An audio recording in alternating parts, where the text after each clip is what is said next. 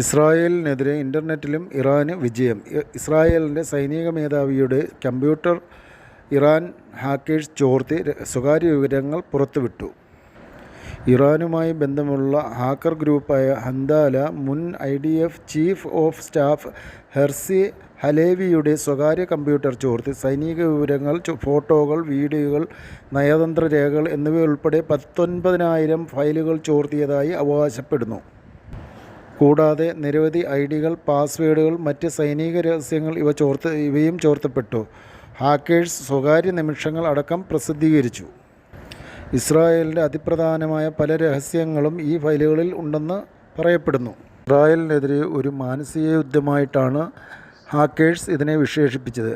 ഇത് തുടക്കം മാത്രമാണെന്ന് മുന്നറിയിപ്പ് നൽകി. ഇസ്രായേലി അധികൃതർ ലംഘനം സ്ഥിരീകരിച്ചിട്ടില്ല. എന്നാൽ സൈബർ സുരക്ഷാ വിദഗ്ധർ പറയുന്നത് ചോർച്ച ഇറാൻ്റെ പ്രചരണ വിജയമാണെന്നാണ്. ഇസ്രായേലിലെ പല ഉന്നത സൈനിക ഉദ്യോഗസ്ഥരെയും കുറിച്ചുള്ള അതിപ്രധാനമായ വിവരങ്ങൾ ഈ ഫയലിൽ ഉണ്ടെന്ന് പറയപ്പെടുന്നു.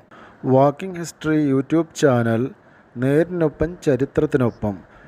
ദയവ് ചെയ്ത് സബ്സ്ക്രൈബ് ചെയ്യുക, ഷെയർ ചെയ്യുക, ലൈക്ക് ചെയ്യുക. നന്ദി.